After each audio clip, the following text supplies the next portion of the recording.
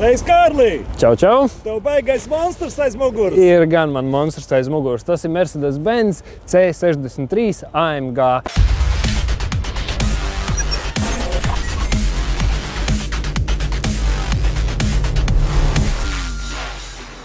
Tā ir 2016. gada mašīna. Galvenā rakstura īpašība šai mašīnai īstenībā ir dzinējs. Šim dzinējam ir 476 zirgaspēki un interesanti ir tas, ka šis dzinējs ir mazāks nekā iepriekšējās paudzes C63.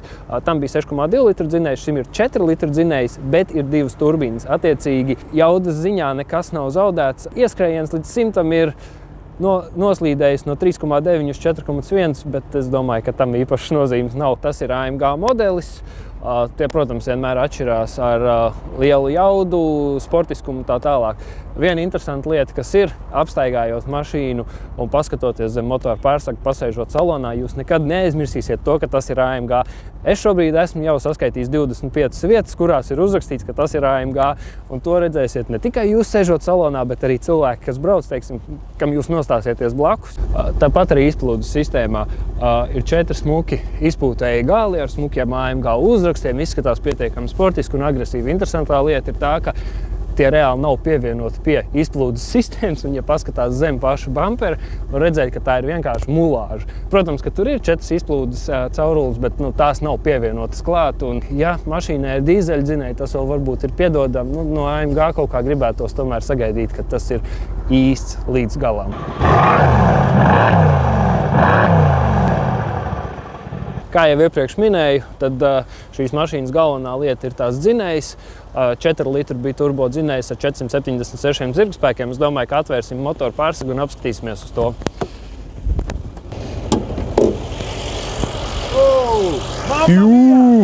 Dzinējs ir liels, bet interesantais ir tas, ka tā kā tā dzinēja tilpums ir mazāks nekā iepriekšējiem modelim, Mercedes apgalvo, ka šis dzinējs patērē pa 32% mazāk degvielas uz 100 km. Un, protams, kā jau visiem AMG dzinējiem, ir plāksnīte, kur ir cilvēka vārds uzvārds, kurš šo dzinēju arī ar rokām ir salicis. Tā kā, principā, ja kādreiz kaut kas sajiet grīstē, varat mēģināt Facebookā sameklēt un uzrakstīt visu, ko jūs domājat par viņu darbu. Un ja es tev pajautāšu, kāds viņam ir degvielas patēriņš? Nenozīmīgs. Jo braucot šādā mašīnā, es domāju, ka tam uzmanība absolūti nav jāpievērš. Un neviens tādu neiegādājās degvielas ekonomijas nolūkos, vai lai uzlikt gāzes iekārtu, piemēram. Maita neatbildēja. Raksta komentāru. Kārlī, kā tur iekšā?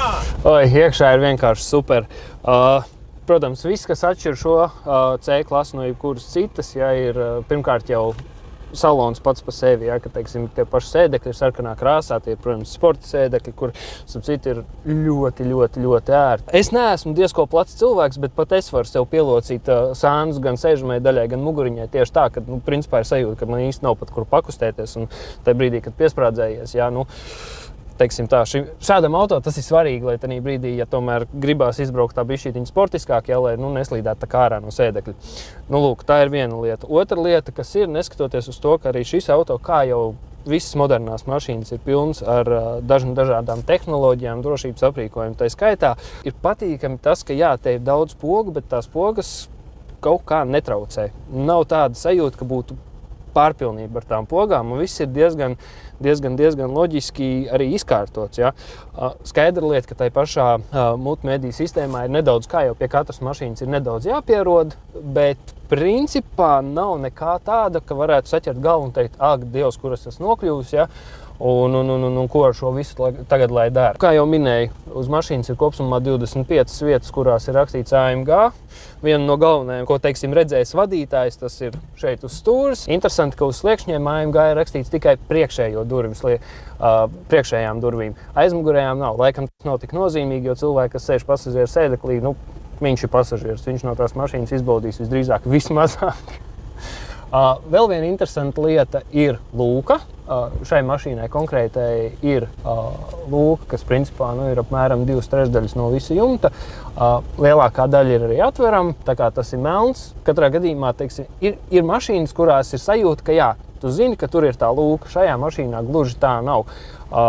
to, ka tā lūka ir, var pamanīt tajā brīdī, kad tas aizskars, kad tas pārsaks tiek, kā saka, iebīdīts iekšā. Nu ko, pabraucam? Pabraucam. Vispirms piesprādzējamies. Foršā sajūta, kad tu piesprādzējies, tad tiek nostiepta drošības josta vēlreiz. Nu ko, aiziet? Starts ar podziņu, viss kā mūsdienās. Protams.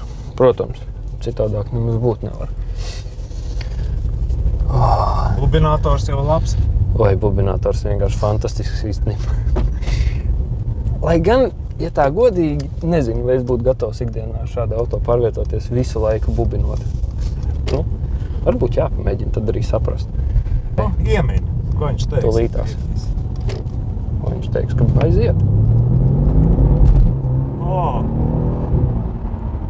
Viņš uzreiz nobuksē. Jā, nedaudz. Man nav ikdienā paredzēts tā braukt ar to mašīnu. Un es domāju, ka ikdienā lietojot un pieņemsim pārvietoties arī pa šosei, tad brīdī, ka kādu vajag apdzīt, ja es stingri šaubos, ka tā mašīna to pašu buksēšanu taisa 4. 5. ātrumā. Jā. Vēl ir forša lieta, ka viņš pazīst ceļazīmes. Un zina tās vietas, kur ir pieņemsim 50 vai 70. Un pat tad, ja kādreiz es aizrāvies un nepaskaties, ka ir pamainījusies tā ceļazīme, jo tas smuki panelī parādās, ka 70 zona beigusies, un tagad arī parādās, ka lūdzu ir atkal 70 km/h atļautais ātrums. Un varam, kā saka, braukt, lai gan, jā. Mūsu ceļi, protams, nav tie labākie. Kas ir diezgan krasi izjūtams mašīnā, kas ir zemāku un ar sportiskāku piekara nekā ikdienā. Jā, šito ir tāda sajūta, kā tu tādā pirmā formulā brauktu kartingā. Jā, bišķītiņi ir, bet, teiksim tā, tas jau, pirmkārt jau neviens prioritāri šādas mašīnas neražo Latvijas tirgumu, jā. Tomēr civilizētāji pasaulē, kur ir bišķītiņi cita tāds kvalitāte ne tā kā pie mums. Kā ārzemnieki saka, viņi nesaprot, kā mēs vispār šādas mašīnas, kāpēc mēs pērkam ņemot vērā mūsu ceļus. Gan to, ka mums nav iespējas ar to mašīnu braukt tādā ātrumā, kādā varbūt varētu, jā, kādam tas ir paredzēts un tā tālāk. Un beidzot ar pašu ceļu kvalitāti. Bet mēs varam, mums ir baigies raksturs. Jā. Un vēl viena lieta, ko es nesaprotu, kāpēc šādās mašīnās liek iekšā visus tos asistents, kas tev notur joslā un stūrēšanas asistenti.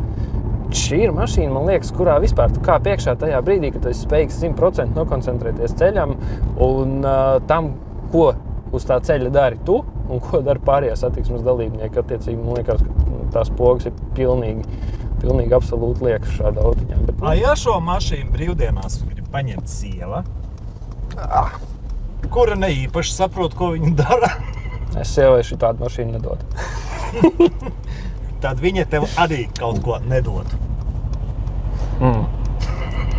Kā pienāk brīdis, kad tu ties pie tādas mašīnas, ka pat nezini ar kuru pogu. Ja es ieslēdzu šitā, tu turies. Es jau turos. Bremzīte ir laba, viss ir baigi labi. Jā, jāsaka, tiešām diezgan nervoza mašīna. Jābūt ļoti nopietnai cilvēka attieksmē pret to, ko tu dari, jo tiešām, ja tā padomā, stāv viņa vienkārši lopā. Es viņu mēģinu kaut kādīgi noraut, teiksim, tos pakaļējos ratus. Nē, to tādā ziņā neizdarīsim. Jā. Laikām ar šīm te mašīnām braukt ir vienkārši kaifs, ja tu visu laiku skaties spīdometrā. Tagad tāds sajūta, es braucu ar 30 īstenībā, un man uz priekšējā stikla rakstīts, ka man ir 50. Protams, nobīd uz pusi apmēram sajūtām. Apstīsimies, kas notiks, kad mēs izbrauksim uz ceļa. Tad tiešām ir tāda sajūta, ka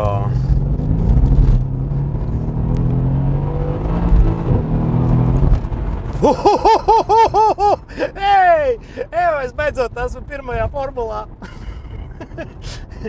Jā, godīgi sakot, jau vairāk es uzminu šim te automobīlim uz pedāļa gāzes, jo es vairāk sāku saprast jaunā īpašnieka doma. Tā sajūta, ka principā tev ir jābūt koncentrēts. Teiksim tā, jākoncentrējās uz ceļu un uz to, ko dara ne tikai šī mašīna, bet arī pārējās visu laiku. O jā! Es godīgi sakot, šitādu mašīnu gribētu. Pie tam rēķina, šis ir komforta režīms īstenībā, tas nav ne sporta plus. Klausies, tu man apčakarēji. Jā. Braucot, var pārslēgt režīmus? Es teikšu, ka ne. Kāpēc? Tu baidies? Tā nebaidies, Vilmārs neko neuzzinās. Mēs viņam neteiksim. Tas ir sports. Jā, sports plus vai? Man liekas, ka tādā brīdī vēl sports plus, jā. Okay. Jā, tā ir tā skaņa, ko es teicu. Tā ir īstā skaņa, tā ir manējā. Mēs viņas apstīsimies. Jā, ciets viņš ir šaušalīgi. Bet arī... Pa pumpām brauco. Un tagad? Kas viņam te ir tā?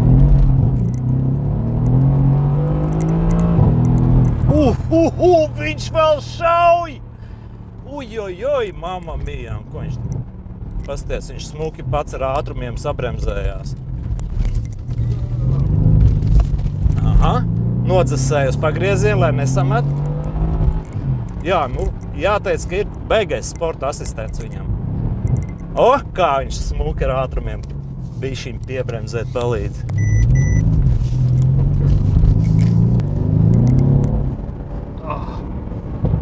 Vēl nošķaudās.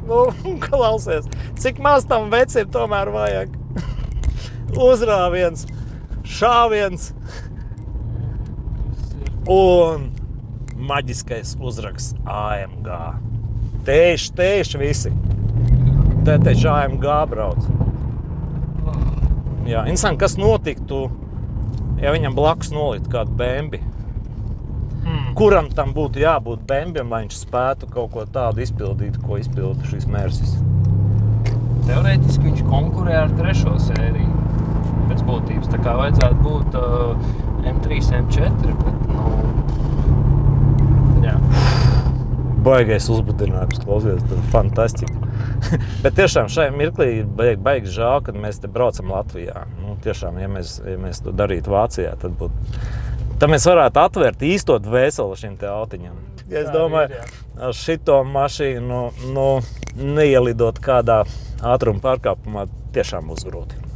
Jā, tas ir viennozīmīgi. Vienīgais, kas palīdz, es saku, ka ir tas, kas lasa ceļu zīmes, tas asistents. Tas parāda, ka Piepičkāts viņš ir ļoti labi.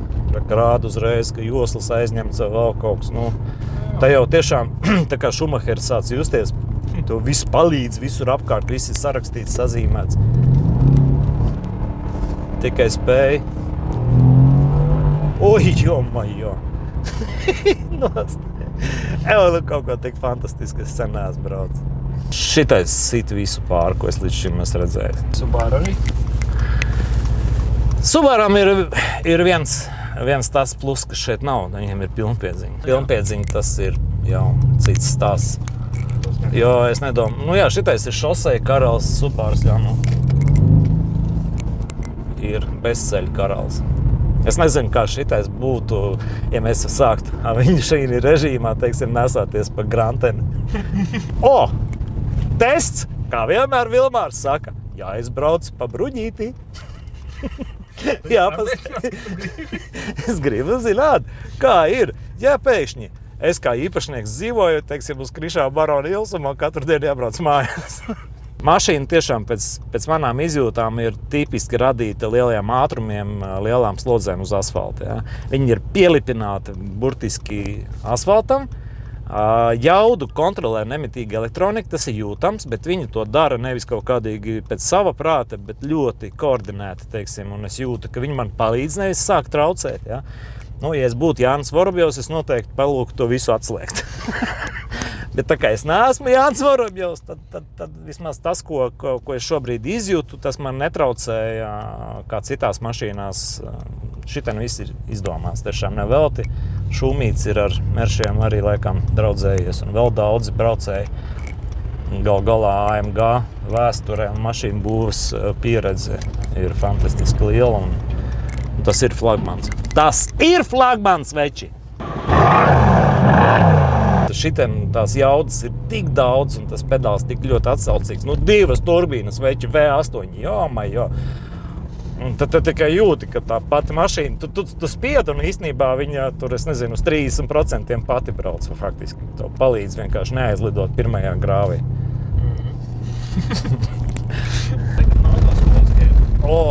No. Ruģīs, ja? Ja jūs dzīvojat uz Barona ielas? Jā, vai uz Hospitāļa ielas? Jā, šāds auto nav jums.